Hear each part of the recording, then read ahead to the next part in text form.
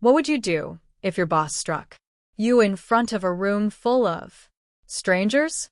Maya Johnson, a black waitress with her hand bound in white bandages, knew that humiliation too well. Ross, her manager, didn't just slap her. He spit venom with every word. Clumsy. Typical of your kind. The diner fell. Silent, eyes burning with pity. None. With courage. She bent to pick up shattered mugs, holding her head high, though her body trembled. No one knew that the quiet man in the corner booth was about to change everything.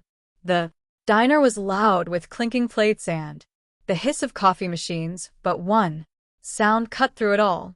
The sharp crack of a slap.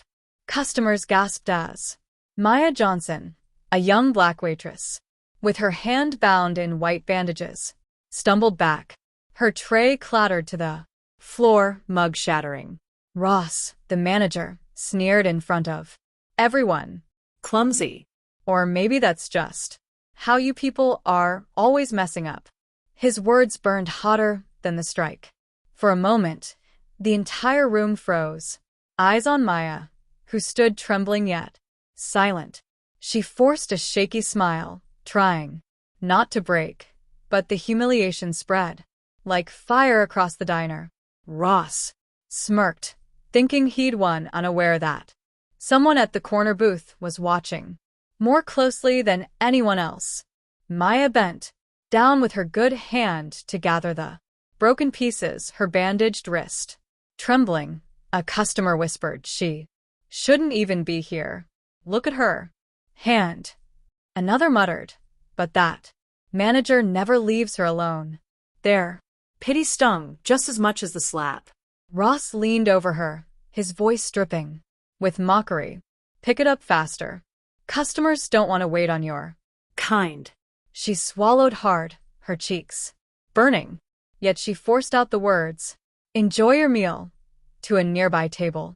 Her voice steady, though her eyes glistened. By midday, sweat rolled down her neck, her arms shaking under the weight of dishes. When she brushed against Ross by accident, he yanked a towel from her grip and muttered, one mistake away from the unemployment line. The words landed heavier than the plate she carried. The customers shifted uncomfortably, but no one stood up for her. Maya was alone, pinned between survival and dignity. What would you do if this happened to you? The afternoon sun poured through the diner's wide windows, but for Maya, it felt like a spotlight of shame. Ross hovered close, loud enough for every booth to hear. This is what happens when management lowers standards. Hiring someone like her was the real mistake. His word struck harder than the slap, branding her as less than human. A fork slipped from her tray, clinking against the tile. Ross raised his voice, pointing at her with a grin. See, always careless, always proving me right. Maya bent to pick it up, her bandaged hand trembling, her good arm aching from the load. For a moment, she froze, unable to rise.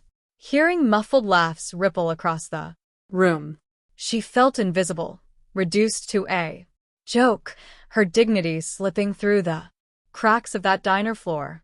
But in the corner booth, the quiet old veteran's eyes narrowed. He had seen enough.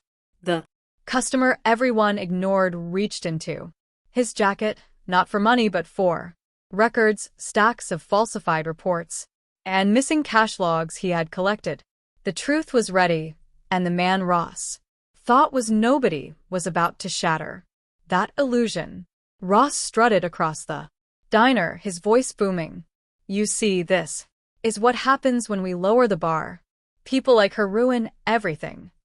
He laughed, convinced the room belonged to him. But the scrape of a chair broke the noise. From the corner booth, the old veteran rose, shoulders squared, eyes sharp. His calm voice carried through the diner. Enough.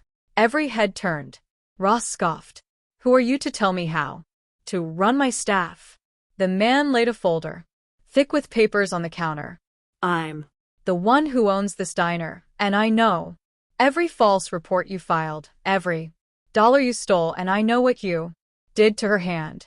Gasps rippled through the room. Ross's smirk vanished, his skin draining pale. Two uniformed officers stepped through the door at that moment, summoned earlier.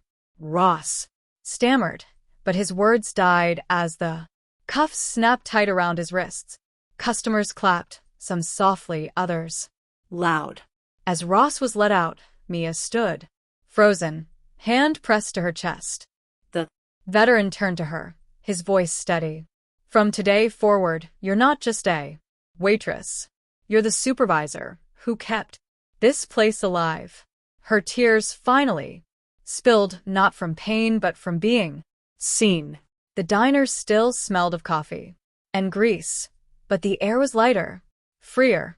Justice had walked in, and for the first time, Maya's smile wasn't a shield.